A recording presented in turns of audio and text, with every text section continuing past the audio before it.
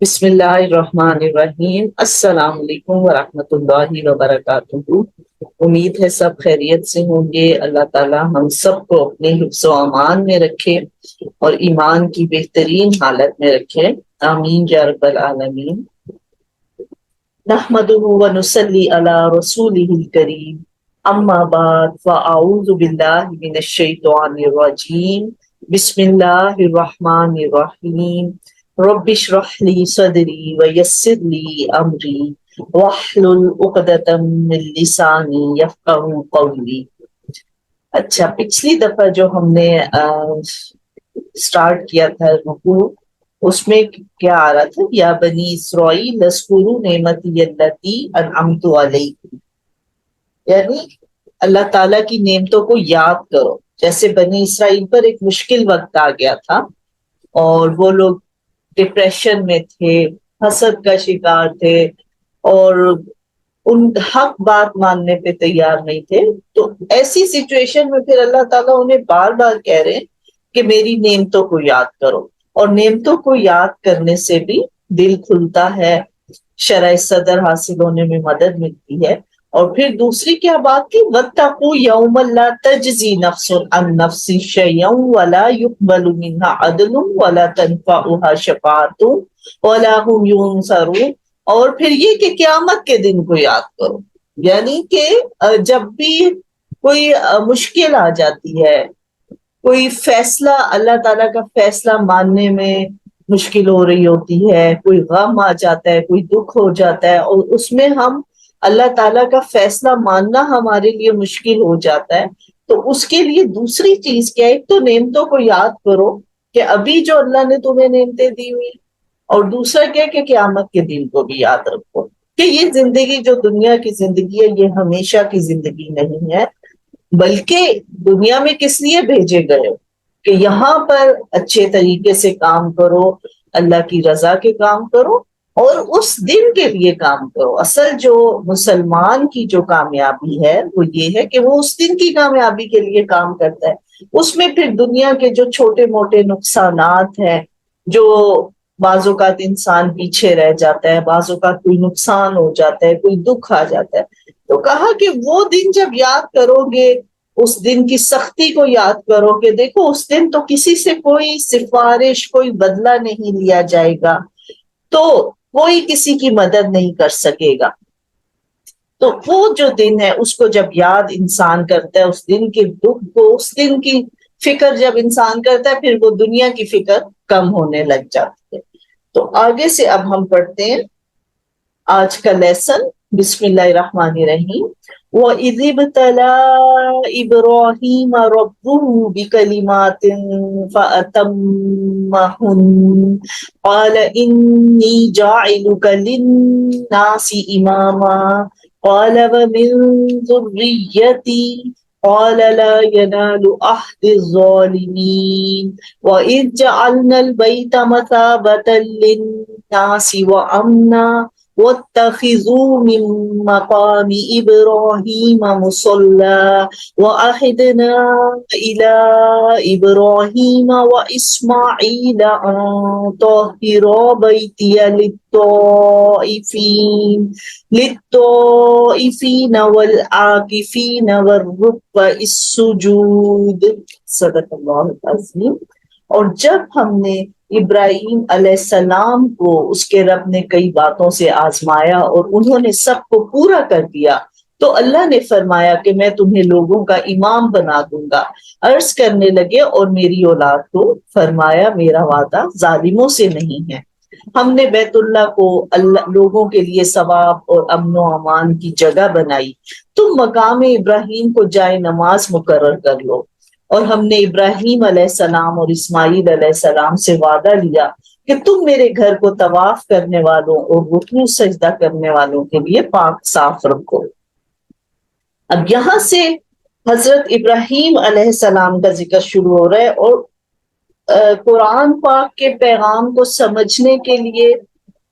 حضرت ابراہیم کی زندگی کے متعلق جاننا اور ان کے حالات کو سمجھنا بہت ضروری ہے، کیونکہ حضرت ابراہیم علیہ السلام نے جو مشن شروع کیا تھا، اس مشن کا جو اختتام ہے اس کی تکمیل نبی صلی اللہ علیہ وآلہ وسلم پر ہو رہی ہے. اسی لیے ہم دیکھتے ہیں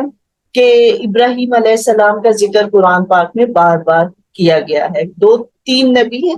جن کا ذکر بہت کچھ واقعات ہیں جن کا ذکر بار بار قرآن میں کیا گیا. ایک تو ابراہیم علیہ السلام کا ذکر بہت زیادہ ہے،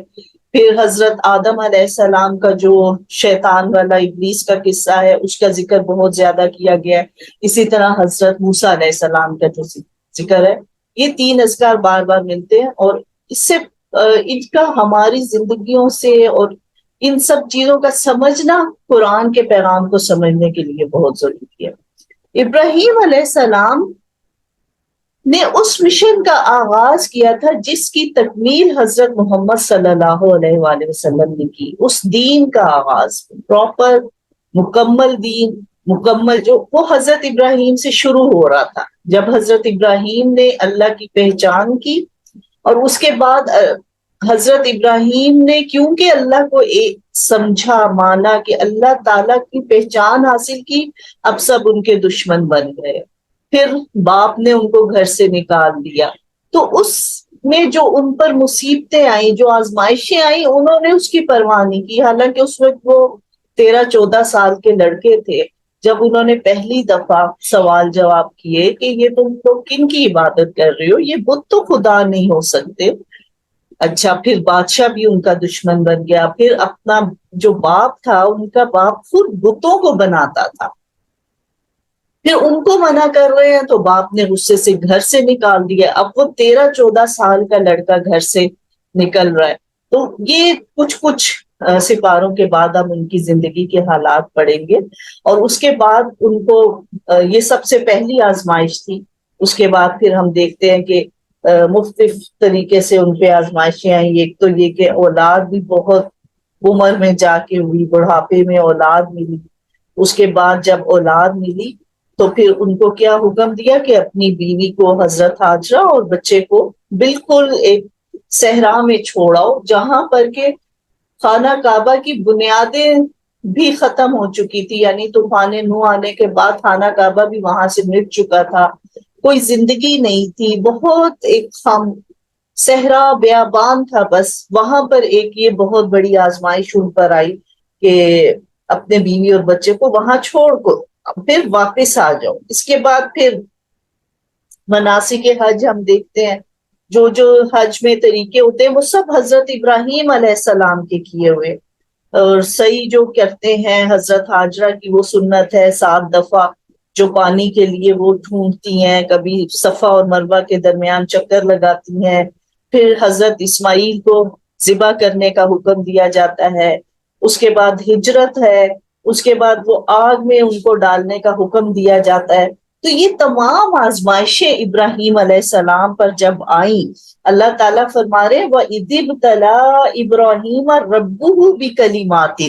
جب ابراہیم علیہ السلام کو ان کے رب نے بہت سی باتوں سے آزمایا. ان پر کوئی ایک آزمائش نہیں تھی، بہت سی آزمائشیں ان پر آئی تھی. فَأَتَمَّهُنَّ، بس انہوں نے ان کو پورا کر دیا. ہر آزمائش پہ وہ پورے اترے، ایمان پر کوئی کمپرومائز نہیں کیا. ہاں، جو باپ کی محبت آڑے آئی، اللہ کے لیے باپ کو چھوڑ دیا. اولاد ملی، اللہ کے لیے ان کو بھی چھوڑ کر آ گئے. اس کے بعد پھر ذبح کا حکم دیا، پھر اللہ کی خوشی کے لیے وہ کرنے بھی چل پڑے. تو اللہ تعالیٰ کہہ رہے، اللہ تعالیٰ اعلان کر رہے ہیں کہ انہوں نے سب کو پورا کیا، پورے اترے، وہ ہر آزمائش پہ پورے اترے. اچھا، جب وہ تمام آزمائشوں پر پورا اترے، قال انی جاعلک للناس اماما، اللہ تعالیٰ نے انہیں کیا کہا؟ یقیناً میں تمہیں لوگوں کے لیے امام بنا دوں گا. لوگ، اب یہاں پر مسلمان کا لفظ نہیں آ رہا، للناس، لوگوں کے لیے. اچھا، اب لوگوں میں کیا؟ تمام لوگ، دنیا کے تمام لوگ آ جاتے ہیں. اور حضرت ابراہیم علیہ السلام وہ واحد نبی ہیں کہ جنہیں دنیا کی ہر قوم مانتی ہے، ہر مذہب سے تعلق رکھنے والے لوگ ابراہیم علیہ السلام کو نہ صرف مانتے ہیں بلکہ ان کو اپنا نبی کہنے پر فخر محسوس کرتے ہیں، ان سے محبت کرتے ہیں. تو اللہ تعالیٰ نے انہیں کہا جب وہ آزمائشوں پر پورا اترے، تو امام کون بنتا ہے, لیڈر کون بنتا ہے؟ جب وہ اللہ تعالیٰ کی آزمائشوں پر پورا اترتا ہے جو انسان, اللہ تعالیٰ پھر لوگوں کے لیے اس کو امام بنا دیتے ہیں, ایک مثال بنا دیتے ہیں. امام کے لیڈر جس کے پیچھے اب ہم چل رہے ہیں, جیسے امام مسجد ہوتے ہیں نا, تو وہ امام جیسے جیسے نماز پڑھاتے ہیں پھر ہم ان کی پیروی کرتے ہیں. جب وہ کھڑے ہوتے ہیں ہم کھڑے ہو جاتے ہیں, جب وہ رکوع میں جاتے ہیں ہم پھر رکوع میں جاتے ہیں, پھر سجدے میں جاتے ہیں وہ پہلے سجدے میں جاتے ہیں, پھر ہم سجدے میں جاتے ہیں, اور جب وہ اٹھتے ہیں بس ان کو دیکھ کے پھر ہم, یعنی ایک رول ماڈل بنا دوں گا میں تمہیں لوگوں کے لیے. قَالَ وَمِن ذُرِّيَّتِي, اب ابراہیم علیہ السلام پوچھنے لگے اور میری اولاد میں سے فوراً اپنی اولاد کی فکر ہوئی. اور ذریت یہ نہیں ہے کہ ذریت یہ نہیں ہے کہ بس اپنی اولاد جو اپنے بچے, نہیں, اولاد کی اولاد بھی, آئندہ آنے والی نسلوں میں سے بھی سب کی فکر تھی کہ یہ کہیں صرف مجھے ہی تو نہیں ایوارڈ دیا جا رہا, آگے میرے بچوں کا کیا ہوگا, میری نسل کا کیا ہوگا. قال لا ينال عهد الظالمین, اللہ نے فرمایا کہ ظالموں سے میرا کوئی وعدہ نہیں, جو گناہ گار ہوں گے ان سے میرا وعدہ نہیں ہے. ہاں, جو تمہاری پیروی کریں گے, جو تمہیں اپنا امام بنا لیں گے. پھر وہی بات ہے نا کہ اگر ہم کسی کو اپنا امام بنا رہے ہیں, لیڈر بنا رہے ہیں, اور ہم اس کی بات نہیں مان رہے,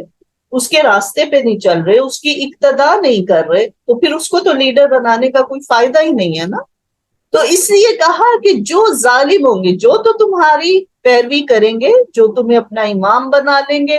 تمہارے طریقے کی پیروی کریں گے, ان کے ساتھ ہے میرا وعدہ. لیکن جو گناہ گار ہوں گے, جو ظالم ہوں گے, جو تمہارے پیچھے نہیں چلیں گے, ان کے ساتھ میرا کوئی وعدہ نہیں ہے.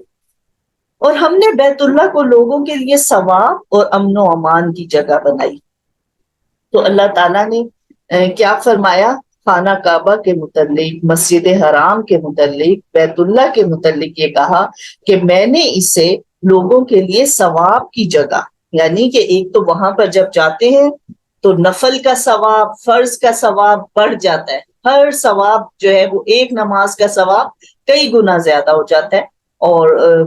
میرا خیال ہے جو میں نے پڑھا تھا کہ ایک نماز کا ثواب مسجد حرام میں شاید 1,00,000 نماز پڑھنے کے برابر ہے. اتنا مجھے کلیئر یاد نہیں ہے, لیکن بہرحال یہ کہ وہاں جو ہم نماز پڑھیں گے اس کا ثواب عام نماز پڑھنے سے بہت زیادہ ہے. تو وہاں جا کر کیا ہے کہ وہ ثواب حاصل کرنے کی جگہ مسجد حرام, کہ وہاں پر اگر ہم نماز پڑھ رہے ہیں اس کا بہت ثواب ہے. پھر طواف وہاں پر افضل ترین عبادت ہے. اور جیسے ہم عام مسجد میں جاتے ہیں تو ہمارے لیے تحیت المسجد ادا کرنا ہے کہ آپ مسجد میں جائیں, 2 نفل پڑھیں, آپ کو ثواب ملے گا. وہاں پر جب آپ خانہ کعبہ میں جاتے ہیں تو پہلی عبادت طواف ہے کہ جاتے ہی طواف کریں وہاں پر, اور طواف وہاں پر افضل ترین عبادت ہے اور اس کا بہت ثواب ہے. پھر اس کے بعد کیا ہے کہ بہت سے ایسے پھر طواف کا ثواب ملے گا. اس کے بعد یہ ہے کہ اگر آپ کے اندر اب ہمت نہیں رہی, آپ تھک چکے ہیں, آپ ادھر بیٹھ کے خانہ کعبہ کو دیکھتے بھی رہیں تو بھی ثواب ہے. تو 3 چیزیں ہیں کہ کہا کہ اللہ تعالیٰ نے ان کے دیکھنے میں بھی ثواب رکھ دیا. ایک تو خانہ کعبہ مسجد حرام کے, اگر ہم وہاں پر کوئی عبادت نہیں بھی کر رہے لیکن اگر ہم خانہ کعبہ کو دیکھ رہے تو بھی ہمیں ثواب ملے گا. دوسرا قرآن پاک ہے کہ جس کی اگر ہم تلاوت نہیں کر رہے لیکن اگر ہم دیکھ رہے ہیں تب بھی ثواب ہے. اور تیسرے والدین, کہ والدین کو اگر ہم عزت سے محبت سے دیکھیں, ان سے بات نہ بھی کریں, ان کی خدمت بھی نہیں کر رہے لیکن ان کو پیار سے دیکھ رہے ہیں, محبت سے دیکھ رہے ہیں, تب بھی اللہ تعالیٰ اس پہ ثواب دیتے ہیں. تو اللہ نے کہا میں نے بیت اللہ کو ثواب کی جگہ اور بار بار لوٹنے کی جگہ, امن و امان کی جگہ بنا دی. یعنی کہ ایک تو اس میں ثواب کا میننگ آ رہا ہے, اور ایک ہے مسحوبتن, کہ وہ بار بار لوگ اس میں لوٹتے ہیں. جو بھی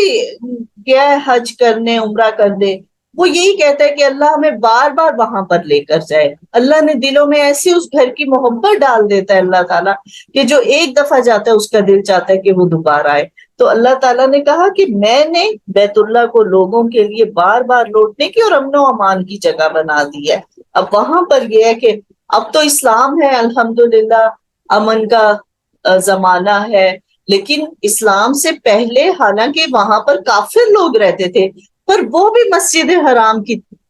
حرمت کا اتنا خیال رکھتے تھے کہ اگر خانہ کعبہ کے قریب حرم کی جگہ میں انہیں کوئی اپنے باپ کا بھی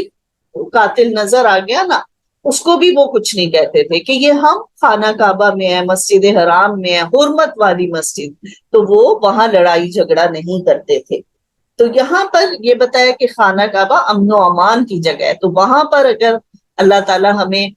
موقع دے حج کرنے کا، عمرہ کرنے کا، تو وہاں پر یہ ایک جو آزمائش ہے، صبر، تحمل، یہ بہت ضروری ہے، کیونکہ رش ہے،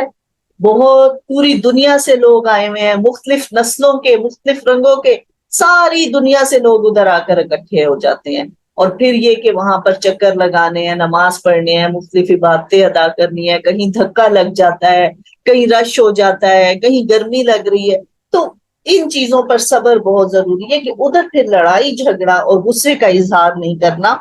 وَاتَّخِذُوا مِن مَّقَامِ إِبْرَاهِيمَ مُصَلًّى، اور پھر کہا اللہ تعالیٰ حکم دے رہے کہ دیکھو مقام ابراہیم کو اپنے نماز کی جگہ بنا لو۔ تو یہ اللہ تعالیٰ بتا رہے ہیں کہ اللہ نے جب وہ آزمائشوں پر پورا اتر رہے تو اللہ تعالیٰ نے ان کو کیا کیا انعامات دیے، کہ جب ان کو حکم دیا، مقام ابراہیم اس پتھر کو کہتے ہیں جس پتھر پہ کھڑے ہو کر حضرت ابراہیم علیہ السلام خانہ کعبہ کی تعمیر فرما رہے تھے، کہتے اب وہ پتھر جو ہے اس کو شیشے میں محفوظ کر کے رکھ دیا گیا، اور جو بھی طواف کرتا ہے اس کو واضح طور پہ وہ پتھر نظر آتا ہے۔ بہرحال پتھر کو تو وہاں محفوظ کر دیا گیا ہے، لیکن وہ جگہ ابھی بھی وہی موجود ہے، اور اس جگہ کو مقام ابراہیم کہا گیا، اور کہا اسے اپنی نماز کی جگہ بنا دو، مسلح بنا لو، کہ اب جو بھی وہاں پہ جا رہا ہے خانہ کعبہ میں، وہ مقام ابراہیم پر 2 نفل ضرور پڑے گا، چاہے کوئی عمرہ کرنے گیا، چاہے حج کرنے گیا۔ تو یہ اللہ تعالیٰ بتا رہے ہیں کہ وَاتَّخِذُوا مِن مَّقَامِ إِبْرَاهِيمَ مُصَلًّى، جب اللہ کی آزمائشوں پر جو انسان پورا اترتا ہے، پھر اللہ تعالیٰ نے ان کو کیا انعام دیا، ان کی بے قدری نہیں کی کہ اچھا اب اس کو جنت ہم دیں گے آخرت میں انعام، نہیں، اللہ نے تو دنیا میں ہی ان کا ذکر بلند کر دیا۔ اور پھر یہ کہ اپنے گھر میں ایک مقام، ایک جگہ ان کے نام کے لیے نام کے ساتھ کر دی کہ بس یہ ابراہیم کا مقام ابراہیم ہے، اس کی جگہ ہے، یہاں کھڑے ہو کر، اور پھر کہا نہ صرف یہ کہ وہ نام دیا بلکہ کہا اس کو مصلی بناؤ، ادھر نماز پڑھو۔ کتنا بڑا انعام ہے۔ اللہ تعالیٰ ہمیں بھی ان نیک لوگوں میں سے کر دے۔ یہ ہے وہ نیک لوگ جن کی ہم دعا کر رہے ہیں کہ اللہ تعالیٰ ہمیں ان لوگوں کا رستہ دکھا، اہدنا الصراط المستقیم۔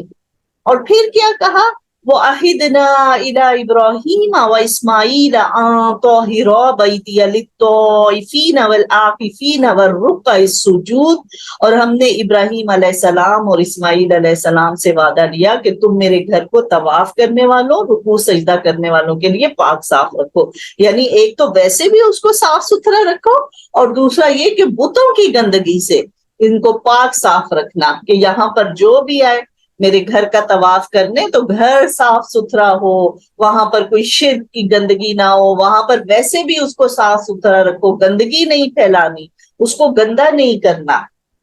یہ بھی اللہ تعالیٰ نے ان سے وعدہ دیا تھا۔ وَإِذْ قَالَ إِبْرَاهِيمُ رَبِّ اجْعَلْ هَٰذَا بَلَدًا آمِنًا وَارْزُقْ أَهْلَهُ مِنَ الثَّمَرَاتِ مَنْ آمَنَ مِنْهُمْ بِاللَّهِ وَالْيَوْمِ الْآخِرِ وَمَنْ كَفَرَ فَأُمَتِّعُهُ قَلِيلًا ثُمَّ أَضْطَرُّهُ إِلَىٰ عَذَابِ النَّارِ وَبِئْسَ الْمَصِيرُ۔ جب ابراہیم علیہ السلام نے کہا اے پروردگار تو اس جگہ کو امن والا شہر بنا دے، اور یہاں کے باشندوں کو جو اللہ تعالیٰ اور قیامت کے دن پر ایمان رکھتے ہوں روزی دے پھلوں میں سے۔ اچھا، اب ابراہیم علیہ السلام کیا دعا کر رہے ہیں، کیونکہ یہ سلسلہ ابھی وہ شروع ہوا ہے کہ اللہ تعالیٰ انہیں کہہ رہے ہیں کہ میں تمہیں لوگوں کے لیے امام بنا دوں گا، اور پھر یہ کہ اللہ تعالیٰ ان کو انعام دے رہے ہیں کہ یہ مقام ابراہیم ہے، اس کو تم مصلی بنا لو۔ اب ابراہیم علیہ السلام کیا دعا کر رہے ہیں، رب اجعل ھذا بلدا آمنا، یا اللہ اس شہر کو امن والا بنا دے۔ اپنے بیوی بچوں کو جو چھوڑ کے جا رہے ہیں، ایک اور جگہ یہ آ رہا تھا کہ وہ جب اپنے بیوی بچے کو چھوڑ کے جا رہے ہیں تو دعا کر رہے ہیں کہ اس شہر کو امن والا بنا دینا۔ تو کتنی فکر تھی کہ اب میں ایک عورت کو، ایک بچے کو تنہا وہاں پہ چھوڑ کے جا رہا ہوں، کہیں ان کو کوئی نقصان نہ ہو جائے، وہ کیسے رہیں گے، کیا کریں گے، اب اس پہ پریشان نہیں ہوئے بلکہ اللہ سے دعاؤں میں لگ گئے کہ یا اللہ اس شہر کو امن والا بنا دینا، اور وَارْزُقْ أَهْلَهُ مِنَ الثَّمَرَاتِ مَنْ آمَنَ مِنْهُمْ بِاللَّهِ وَالْيَوْمِ الْآخِرِ، اور ان میں سے جو ایمان لائے اللہ پر اور یوم آخرت پر، انہیں تو رزق دے پھلوں میں سے۔ اب کتنی فکر ہے نا اولاد کی کہ وہ کہاں سے کھائے پیئیں گے، تو کیونکہ پہلے تو اللہ پوری اولاد کے لیے سوال کیا تھا،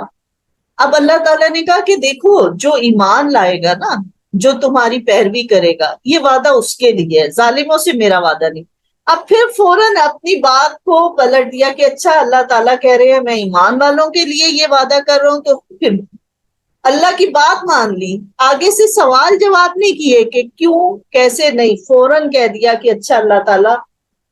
اب جو ان میں سے ایمان لائیں اللہ پر یوم آخرت پر، آپ انہیں رزق دیجیے گا پھلوں میں سے۔ اب اللہ تعالیٰ کیا انہیں جواب دے رہے ہیں، قَالَ وَمَنْ كَفَرَ فَأُمَتِّعُهُ قَلِيلًا ثُمَّ أَضْطَرُّهُ إِلَىٰ عَذَابِ النَّارِ وَبِئْسَ الْمَصِيرُ۔ اللہ تعالیٰ تو بہت رحم والے ہیں نا، اور کہتے دنیا میں اللہ تعالیٰ کی رحمت سب کے لیے ہے، کافروں کے لیے بھی ہے، مسلمانوں کے لیے بھی ہے، ایمان لانے والوں کے لیے بھی ہے، لیکن جو آخرت کا دن ہوگا، جو قیامت کا دن ہوگا، تو پھر جو یہ رحمت ہے، پھر جو اللہ کی رحمت ہے، وہ صرف ایمان والوں کے لیے ہوگی، مسلمانوں کے لیے ہوگی، پھر کافروں کے لیے نہیں ہوگی۔ تو اللہ تعالیٰ کہہ رہے ہیں نہیں، جو کفر کرے گا نا اس کو بھی میں تھوڑا فائدہ دوں گا، یعنی دنیا کا فائدہ کافروں کے لیے بھی ہے، پھر انہیں میں آگ کے عذاب کی طرف لے جاؤں گا، بہت ہی بری جگہ ہے، بہت ہی برا ٹھکانہ ہے۔ اللہ تعالیٰ ہم سب کو اس کے عذاب سے بچائے، آمین۔ وَإِذْ يَرْفَعُ إِبْرَاهِيمُ الْقَوَاعِدَ مِنَ الْبَيْتِ وَإِسْمَاعِيلُ رَبَّنَا تَقَبَّلْ مِنَّا إِنَّكَ أَنْتَ السَّمِيعُ الْعَلِيمُ۔ ابراہیم علیہ السلام اور اسماعیل علیہ السلام کعبہ کی بنیادیں اور دیواریں اٹھاتے جاتے تھے اور کہتے جا رہے تھے کہ اے ہمارے پروردگار تو ہم سے قبول فرما، تو ہی سننے والا اور جاننے والا ہے۔ تو اب یہاں پر دیکھ کتنا ضروری ہے کہ اولاد کو بھی نیکی کے کاموں میں اپنے ساتھ لگایا ہوا ہے، اور جب خانہ کعبہ کی تعمیر کر رہے ہیں ابراہیم علیہ السلام اور اسماعیل علیہ السلام، تو پھر ساتھ ساتھ تعمیر کر رہے ہیں، اور کتنا نیکی کا کام ہے، اس سے بڑا تو کوئی نیکی کا کام ہی نہیں ہے نا، کہ ایک تو اللہ کے گھر کی اور پھر خانہ کعبہ اس کی تعمیر کر رہے ہیں، لیکن پھر بھی یہ نہیں دل میں گمان کہ ہاں یہ تو نیکی کا کام ہی ہے نا، یہ تو اللہ قبول کرے گا، نہیں، پھر بھی درخواست کر رہے ہیں، دعا کر رہے ہیں، ریکویسٹ کر رہے ہیں، ربنا تقبل منا، اللہ تعالیٰ اے ہمارے رب آپ اس خدمت کو ہم سے قبول فرما لیجئے، بے شک آپ ہی سننے والے اور جاننے والے ہیں، یعنی آپ کو تو پتا ہے کہ ہم کیا نیکی کر رہے ہیں، اور پھر آپ ہماری دعاؤں کو سننے والے ہیں، آپ ہمیشہ سنتے ہیں، تو دعا کر رہے ہیں۔ اس سے ہمیں یہ ایک اخلاق ادب پتہ چل رہا ہے کہ جب بھی اللہ تعالیٰ کوئی نیکی کا موقع دے تو ہم بھی ضرور دعا کریں، ربنا تقبل منا انک انت السمیع العلیم، کہ ہم اپنی نیکی کو زیادہ نہ جانیں بلکہ یہی دعا کریں کہ اگر اللہ تعالیٰ کا رحمت ہوگی، کرم نوازی ہوگی، تو وہ ہماری نیکی کو قبول فرما لے گا، کیونکہ شیطان ہر وقت ہمارے ساتھ ہے، پتہ نہیں کس ٹائم پہ وہ ہماری نیت میں گڑبڑ کر دے، کچھ کر دے، تو ہمیں اپنے اوپر نہیں ٹرسٹ کرنا، بس اللہ پہ بھروسہ کرنا ہے کہ نیکی کا کام کریں اور ساتھ ہی دعا کر لیں کہ ربنا تقبل منا انک انت السمیع العلیم، ربنا واجعلنا مسلمین من ذریتنا امة مسلمة لک وَأَرِنَا مَنَاسِكَنَا وَتُبْ عَلَيْنَا إِنَّكَ أَنْتَ التَّوَّابُ الرَّحِيمُ۔ اے ہمارے رب ہمیں اپنا فرما بردار بنا لے، اور ہماری اولاد میں سے بھی ایک جماعت کو اپنی اطاعت گزار رکھ، اور ہمیں اپنی عبادتیں سکھا، اور ہماری توبہ قبول فرما، تو توبہ قبول فرمانے والا اور رحم فرمانے والا ہے۔ اب وہ کیا دعا کر رہے ہیں، ربنا وجعلنا مسلمین لکا، یہاں پہ تثنیہ کا صیغہ آیا ہے کہ ہم دونوں کو، یعنی اللہ تعالیٰ نے کیونکہ کہہ دیا ہے نا کہ دیکھو ظالموں کو تو ظالموں کے ساتھ میرا عہد نہیں ہے، اب دیکھیں دعا کیا کیسے اپنا رخ انہوں نے بدلا ہے، کہ تسلیہ کا، کہ جو اب میرے ساتھ کام کر رہا ہے، اس وقت جو میرا بیٹا میرے ساتھ لگا ہوا ہے، اس کے لیے تو دعا کر رہے ہیں ربنا وجعلنا مسلمین لگا، یا اللہ ہم دونوں کو مسلمان بنانا، اپنا فرما بردار بنا دے، ومن ذریاتنا، اور اولاد کے لیے کیا دعا کی، امتم مسلمۃ لگا، کہ ہماری اولاد میں سے کم از کم ایک جماعت ایسی تو ضرور ہو نا کہ جو آپ کی فرما بردار ہو، یعنی کہ سب لوگ، اب اللہ نے کہہ دیا کہ کچھ گناہگار ہوں گے کچھ ایمان لائیں گے، اللہ اب دعا کر رہے ہیں کہ ایک جماعت میری اولاد میں سے ایسی ضرور کرنا جو مسلمان ہو، جو ہمیشہ آپ کی بات مانے، جو فرما بردار ہو۔ پھر وَأَرِنَا مَنَاسِكَنَا، ہمیں اپنی عبادت کے طریقے سکھا دے۔ دیکھیں نبی ہے نا، اور اللہ تعالیٰ ڈائریکٹ نبی کو علم دیتا ہے اور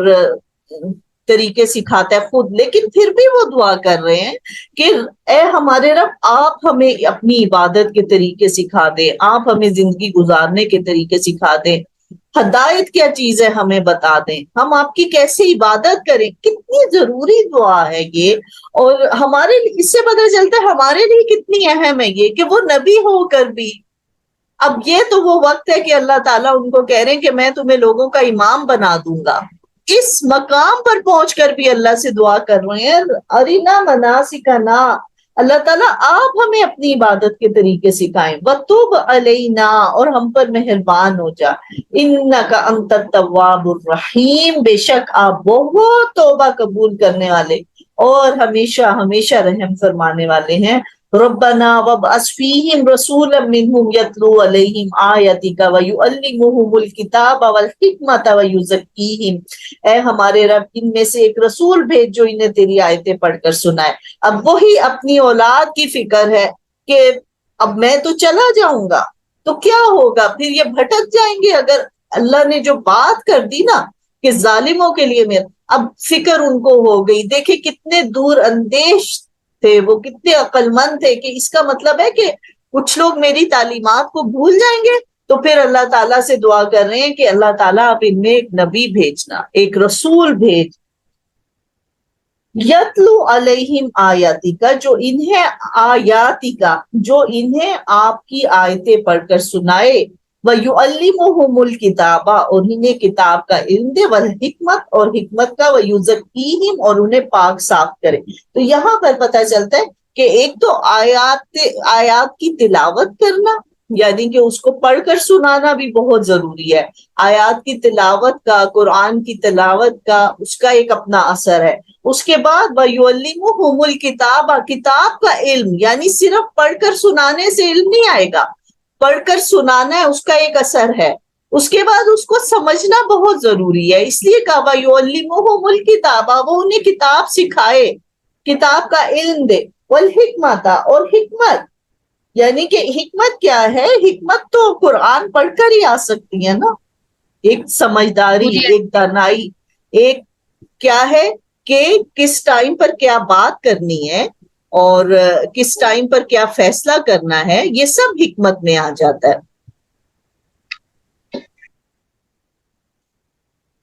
وَيُزَكِّيهِمْ، انہیں پاک کر دے۔ پاک کرنے کا کیا مطلب ہے کہ جیسے جیسے قرآن کی تلاوت کی جاتی ہے، انسانوں کے آگے، سننے والوں کے سامنے حق اور باطل کا رستہ کلیئر ہوتا جاتا ہے، اور پھر وہ اپنے آپ کو نیکی کے راستوں کی طرف کوشش کر لیتے ہیں، اپنے راستے بدلنے کی کوشش کرتے ہیں۔ پھر نبی کی اور بتانے والے کی یہ بھی ڈیوٹی ہوتی ہے کہ وہ موٹیویٹ کرے لوگوں کو، نیکی کی طرف آنے کے لیے موٹیویٹ کرے، برائیوں سے بچنے کے لیے موٹیویٹ کرے۔ تو کیا کہا کہ ایسا ان میں ایک رسول بھیجنا جو انہیں آپ کی آیات پڑھ کے سنائے، آپ کو کتاب کا علم دے، حکمت کا، اور پھر انہیں پاک بھی کرے۔ انک انت العزیز الحکیم، آپ ہی زبردست اور حکمت والے، یعنی آپ تو سب کچھ کر سکتے ہیں۔ اللہ تعالیٰ سے اتنی بڑی دعا کر کے کہا انک انت العزیز الحکیم، یقیناً آپ ہی ہیں زبردست، غلبے والے، قوت والے، یعنی کہ کسی عام انسان سے یہ سوال نہیں ہو رہا، بہت بڑی ہستی سے جو یہ کر بھی سکتا ہے کام، اور پھر حکیم بھی ہیں، حکمت والے بھی ہیں۔ تو یہاں پر جو ہے وہ کہا جاتا ہے کہ اس دعا کے نتیجے میں پھر نبی صلی اللہ علیہ وآلہ وسلم یہاں پر آئے۔ اس سے پہلے سارے نبی جو تھے حضرت اسحاق کی نسل میں تھے، اور خانہ کعبہ اور یہ جو ایریا ہے یہاں پہ کوئی نبی نہیں تھا اسماعیل علیہ السلام کے بعد۔ پھر اسماعیل علیہ السلام کی نسل میں بہت ہزار سال بعد یہ دعا پوری ہوئی۔ اس سے پتہ چلتا ہے کہ حدیث میں آتا ہے کہ اپنی دعاؤں کی قبولیت میں جلد بازی نہ کرو۔ اور پھر یہ نہیں کہا کہ ہاں اب حضرت ابراہیم جب تک زندہ تھے، ظاہر ہے کوئی وہاں پر رسول نہیں آیا تھا، لیکن آپ مایوس نہیں ہوئے، آپ نے دعا کر لی تھی، اور پھر نبی صلی اللہ علیہ وسلم کتنے عرصے بعد آئے تو اللہ تعالیٰ نے ان کی دعا قبول کی، اور حضرت محمد صلی اللہ علیہ وآلہ وسلم نے فرمایا میں اپنے باپ ابراہیم علیہ السلام کی دعا کا نتیجہ ہوں۔ وَمَن يَرْغَبُ عَن مِّلَّةِ إِبْرَاهِيمَ إِلَّا مَن سَفِهَ نَفْسَهُ وَلَقَدِ اصْطَفَيْنَاهُ فِي الدُّنْيَا وَإِنَّهُ فِي الْآخِرَةِ لَمِنَ الصَّالِحِينَ۔ اور ابراہیم علیہ السلام کے طریقے سے جو منہ موڑے گا وہ تو بے وقوف ہوگا، ہم نے اسے دنیا میں بھی برگزیدہ کیا اور آخرت میں بھی وہ نیکوکاروں میں سے ہوگا۔ تو اللہ تعالیٰ فرما رہے ہیں کہ وَمَن يَرْغَبُ عَن مِّلَّةِ إِبْرَاهِيمَ، جو بھی ابراہیم علیہ السلام کے طریقے سے منہ موڑے گا وہ اپنے ساتھ خود زیادتی کرے گا، وہ بے وقوفی کرے گا۔ کوئی نادان ہی ہے جو یہ کر سکتا ہے کہ ابراہیم کا جو طریقہ تھا کہ وہ اللہ کے بالکل فرما بردار تھے، اور جیسے ہی ان کو کہا جاتا تھا کہ میری بات مانو، اس قال لہ ربہ اسلم قال اسلمت لرب العالمین، جب بھی انہیں کہا کہ اپنے رب کے لیے فرما بردار ہو جاؤ، انہوں نے کیا جواب دیا؟ اسلمت لرب العالمین، میں اپنے رب کے لیے، رب العالمین کے لیے فرما بردار ہوں۔ تو یہاں پر کہا کہ یہی وہ باتیں تھی کہ ہم نے اس کو دنیا میں بھی چن لیا تھا، دنیا میں بھی لوگوں کا امام بنایا، وَإِنَّهُ فِي الْآخِرَةِ لَمِنَ الصَّالِحِينَ، اور آخرت میں بھی یقیناً وہ نیک لوگوں کے ساتھ ہوں گے، صالحین میں سے ہوں گے۔ اب یہاں پر جو بتایا جا رہا کہ جیسے یہودیوں نے کیا کہا سن کے، سمینا و اسینا، ہم نے سنا اور ہم نے نافرمانی کی، اس کے بجائے صحابہ کیا کہتے تھے؟ سمینا و اطانا، ہم نے سنا اور ہم نے فرما برداری کی۔ تو اللہ، کیونکہ یہودی بھی کہتے تھے کہ ہم تو ابراہیم علیہ السلام کے بہت قریبی ہیں، اور وہ تو ہم ان کی نسل میں سے تھے، اور ابراہیم کا ہم پہ زیادہ حق ہے، ہمارا ان سے زیادہ تعلق ہے، تو اللہ تعالیٰ اس طریقے کو واضح کر رہے کہ دیکھو اگر تم کہتے ہو کہ ہم ابراہیم کی اولاد میں سے ہے اور ہمارا زیادہ تعلق ابراہیم سے ہے، تو ابراہیم کا کیا طریقہ تھا؟ وہ تو ان کا یہ تھا اس قال لہ ربہ اسلم، جب بھی کبھی ان کے رب نے انہیں کچھ حکم دیا، کہا کہ میری بات مانو، فرما بردار ہو جاؤ، وہ تو پہلے ہی تیار ہوتے تھے۔ قال اسلمت لرب العالمین، کہتے تھے میں تو بس فرما بردار ہوں رب العالمین کے لیے۔ وَوَصَّى بِهَا إِبْرَاهِيمُ بَنِيهِ وَيَعْقُوبُ، اور اسی کی وصیت ابراہیم علیہ السلام اور یعقوب علیہ السلام نے اپنی اولاد کو بھی کی تھی۔ یعقوب علیہ السلام کون تھے؟ ابراہیم علیہ السلام کے پوتے۔ ابراہیم علیہ السلام کے بیٹے اسحاق تھے، اور اسحاق علیہ السلام کے بیٹے یعقوب تھے، پھر یعقوب کے آگے سے 11 بیٹے تھے جس میں حضرت یوسف بھی تھے۔ تو اللہ تعالیٰ فرما رہے کہ وہ تو نیک جو تم کہہ رہے ہو کہ ہم نبیوں کی اولاد میں سے ہیں، ان نبیوں کا تو یہ طریقہ تھا کہ نہ صرف وہ خود اللہ کے فرما بردار تھے، وہ خود اللہ کی بات مانتے تھے، بلکہ انہوں نے تو اپنی اولاد کو بھی یہی وصیت کی تھی، یا بنی ان اللہ اصطفی لکم الدین فلا تموتن الا وانتم مسلمون، اور اس کی وصیت انہوں نے کی کہ اے ہمارے بچوں، اللہ تعالیٰ نے تمہارے لیے اس دین کو پسند کیا ہے، بس جب تم مرنا تو مسلمان ہی مرنا۔ یعنی کہ انہیں موت کی فکر ہے کتنی، کہ کہہ رہے ہیں کہ اس حالت میں تمہاری موت آئے کہ تم مسلمان ہو۔ تو یہ چیز بتائی جا رہی ہے کہ دیکھو وہ تو اپنی اولاد کو موت کے وقت بھی اتنی فکر کر رہے ہوتے تھے۔ ام کنتم شہداء اذ حضر یعقوب الموت، کیا تم ادھر حاضر تھے، موجود تھے جب یعقوب علیہ السلام پر موت آ گئی، یعنی ان موت کا وقت قریب آ گیا، اور اب اپنے بچوں سے کیا کہہ رہے ہیں؟ اس قال علی بنی ہی، اپنے بیٹوں سے جو 11 بیٹے تھے ان کو کیا کہہ رہے ہیں؟ ما تعبدون من بعدی، تم میرے بعد کس کی عبادت کرو گے؟ اس ٹائم پہ یہ نہیں فکر کر رہے کہ اچھا فلاں کی شادی کیسے ہوگی اور یہ جائیداد میں سے اس کو یہ حصہ دے دینا، یہ دے دینا، نہیں، بلکہ صرف ایک ہی فکر ہے، ما تعبدون من بعدی، میرے بعد عبادت کس کی کرو گے، کس طریقے کی زندگی گزارو گے؟ قالوا نعبد إلهك وإله آبائك إبراهيم وإسماعيل وإسحاق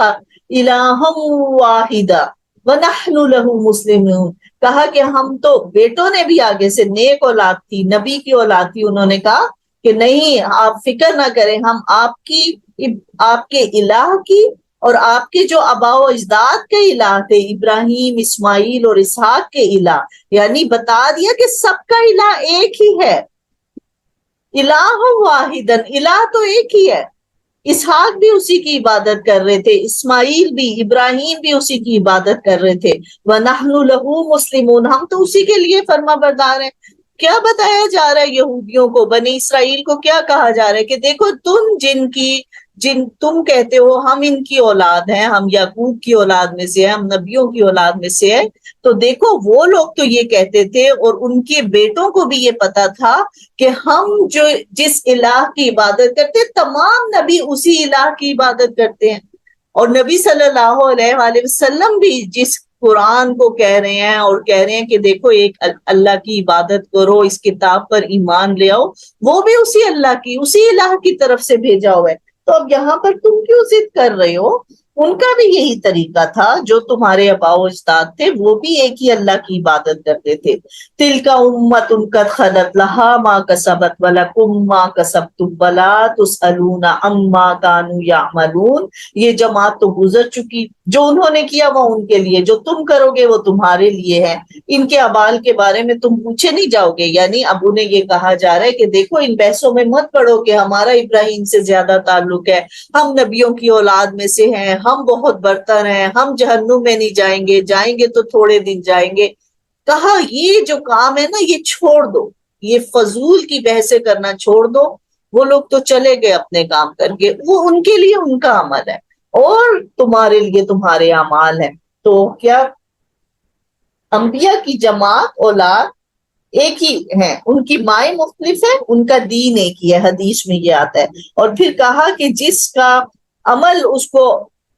فائدہ نہیں دے گا، اس کا نسب اسے کوئی فائدہ نہیں دے سکے گا. یعنی نسب چاہے کوئی نبی کی اولاد میں سے بھی ہے، جب تک اس کا اپنا عمل اچھا نہیں ہوگا اس کو اس کا نسب کوئی فائدہ نہیں دے گا. تو یہاں سے یہ طریقہ بتا دیا گیا کہ ہم بجائے اس کے کہ بحثوں میں پڑ جائیں کہ فلاں زیادہ نیک تھا، وہ زیادہ اچھے تھے، اسی طرح ہماری امت میں کیا ہے کہ ہم تو خیر نبیوں کی تو ہم اتنی نہیں بحثیں کرتے، لیکن ہمارے یہاں صحابہ کرام پہ بہت بحث ہوتی ہے کہ وہ زیادہ نیک تھے، وہ زیادہ نبی کے قریب تھے. تو یہ بحثیں ہمیں نہیں فائدہ دیں گی، ہمیں صرف اور صرف ہمارا عمل ہی فائدہ دے سکتا ہے. ہم نے اپنے عمل کی فکر کرنی ہے. وَقَالُوا كُونُوا هُودًا أَوْ نَصَارَىٰ تَهْتَدُوا، اور بلکہ وہ کہتے تھے، کیا کہتے تھے یہودی، کیا کہتے تھے یہودی ہو جاؤ، نصارہ کہتے تھے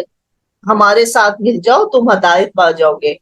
آپ کو کہا جا رہا ہے ان کو کہہ دو قل بل ملت ابراہیم حنیفہ، نہیں نہ یہودیوں کا طریقہ نہ نصارہ کا، بلکہ ابراہیم علیہ السلام کا طریقہ، وہ تو یکسو تھے،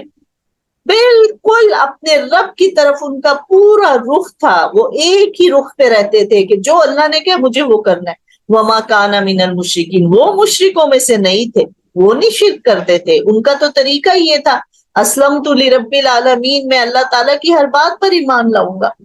قولوا آمنا باللہ وما انزل الینا وما انزل الی ابراہیم واسماعیل واسحاق ویعقوب والاسباط وما اوتی موسیٰ وعیسیٰ وما اوتی النبیون من ربہم لا نفرق بین احد منہم ونحن لہ مسلمون. اب مسلمانوں سے کیا کہا جا رہا ہے کہ اے مسلمانوں تم سب کہو کہ ہم اللہ پر ایمان لائے اور اس چیز پر جو ہماری طرف اتاری گئی، کیا قرآن پاک، نبی صلی اللہ علیہ وسلم، اور جو چیز ابراہیم اسماعیل اسحاق یعقوب اور ان کی اولاد پر اتاری گئی، اور جو کچھ اللہ کی جانب سے موسیٰ اور عیسیٰ علیہ السلام اور دوسرے تمام انبیاء علیہم السلام دیے گئے، ہم سب پر ایمان رکھتے ہیں، ہم ان میں سے کسی کے درمیان فرق نہیں کرتے اور ہم اللہ کے فرما بردار ہیں. تو یہاں سے جو پتہ چلتا ہے کہ مسلمانوں کے ایمان کا حصہ ہے کہ وہ سب نبیوں پر، سب، کیونکہ سب نبی اللہ کی طرف سے تھے، اللہ ہی کی بات لے کر آئے تھے، اس لیے اللہ تعالیٰ مسلمانوں کو کہہ رہے ہیں کہ یہ جو مرضی کہتے رہیں، آپ اس طرح کا ایمان لے آؤ کہ آپ کہو کہ ہم نہ صرف اللہ پر ایمان لاتے ہیں اور جو نبی صلی اللہ علیہ وسلم پر نازل ہوا اور جو تمام نبیوں پر اللہ نے پہلے نازل کیا ہم سب پر ایمان لاتے ہیں، ہم سب نبیوں کی رسپیکٹ کرتے ہیں، ہم ان میں فرق نہیں کرتے۔ فَإِنْ آمَنُوا بِمِثْلِ مَا آمَنْتُمْ بِهِ فَقَدِ اهْتَدَوْا، پھر اگر اسی طرح کا ایمان وہ لوگ بھی لے آتے ہیں، کیسا ایمان؟ جو مسلمانوں کو کہا جا رہا ہے کہ تم سب نبیوں پر ایمان لاؤ اور پھر نبی صلی اللہ علیہ وسلم پر بھی لاؤ، اللہ پر بھی لاؤ، اگر اسی طرح کا ایمان یہ بھی لے آتے ہیں یہود اور نصارہ، فَقَدِ اهْتَدَوْا، بس وہ بھی ہدایت پا جائیں گے، پھر ان کو تم نے یہودی نصرانی نہیں کہنا، بس وہ پھر ہدایت یافتہ ہیں۔ وَإِن تَوَلَّوْا، پھر اگر وہ منہ موڑ لیتے ہیں فَإِنَّمَا هُمْ فِي شِقَاقٍ، بس پھر وہ تو ایک ضد میں ہے نا، ایک بس انہوں نے ضد بنا لی ہے، سب کچھ سامنے آ گیا ہے، ہدایت واضح ہو گئی ہے، نبی صلی اللہ علیہ وآلہ وسلم سامنے ہے، ان کے کتاب سامنے آ گئی، معجزے سامنے آ گئے، پھر بھی اگر یہ ایمان نہیں لا رہے بس سمجھو یہ ضد میں ہے، یہ نہیں ایمان لائیں گے۔ فَسَيَكْفِيكَهُمُ اللَّهُ، تو عنقریب تمہارے لیے اللہ کافی ہو جائے گا، یعنی پھر یہ اب تمہارے ساتھ آرام سے نہیں بیٹھیں گے، یہ نہیں ہوگا کہ ٹھیک ہے نہیں مان رہے تو اب ایک طرف ہو گیا، نہیں اب تو یہ تمہارے خلاف سازشیں کریں گے، تمہارے دشمن بن جائیں گے، تمہاری دشمنی میں اکٹھے ہو جائیں گے۔ ایک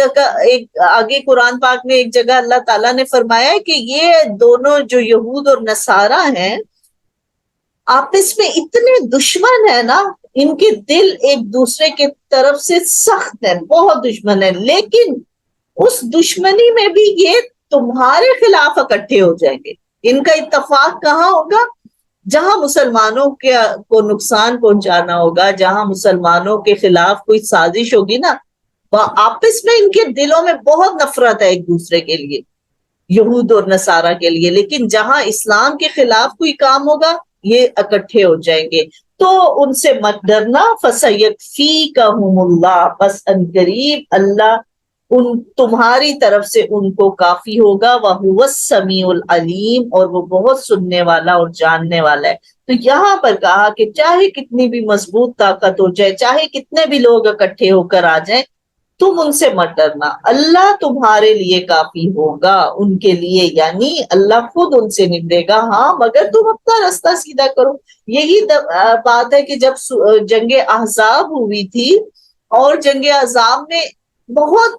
زیادہ قبیلے اکٹھے ہو کر آ گئے مسلمانوں کے خلاف، اور پھر ان کا کیا تھا ارادہ کہ ہم مدینہ کے اندر گھس جائیں گے اور ایک ایک مسلمان کو مار دیں گے، لیکن وہاں پر حضرت سلیمان فارسی تھے جو ایران سے آئے ہوئے تھے، غلام تھے، اور انہوں نے مشورہ دیا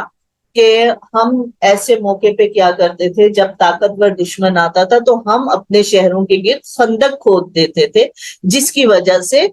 دشمن شہر میں داخل نہیں ہو سکتا تھا، اور ان کے اس مشورے کو قبول کیا،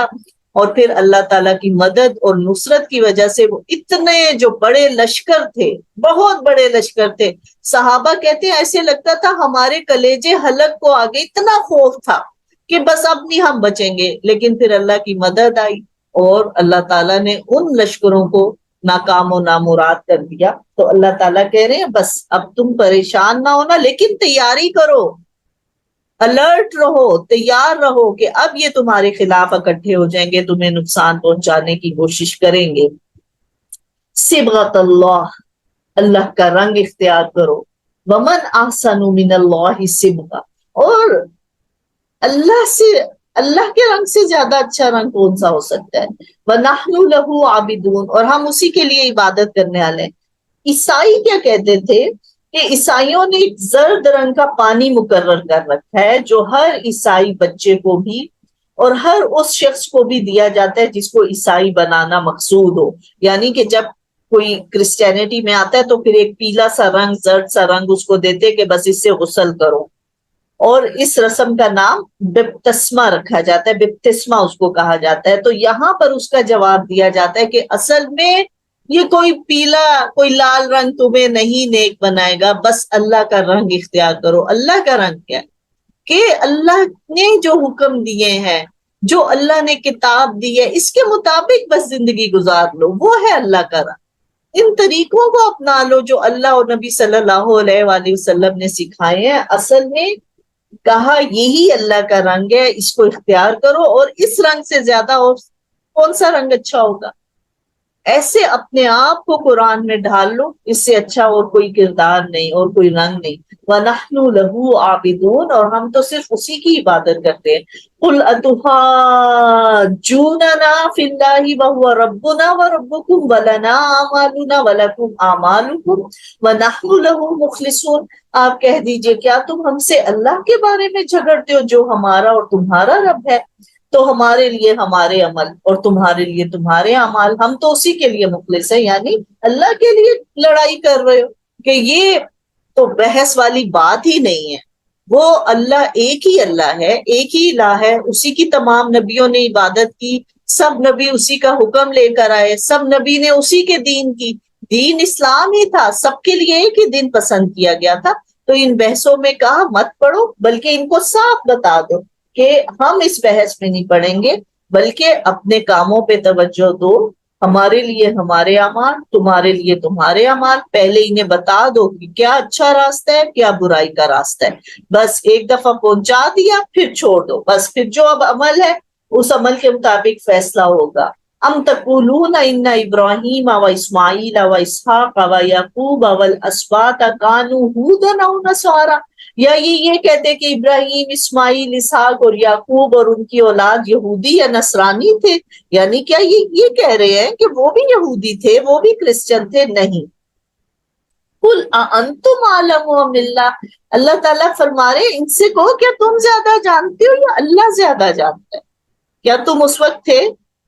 جب ابراہیم علیہ السلام آئے تھے، اسماعیل علیہ السلام تھے، یعقوب علیہ السلام تھے، کیا تم لوگ اس وقت موجود تھے؟ تمہارے پاس کوئی دلیل ہے کہ وہ یہودی تھے یا وہ نصرانی تھے؟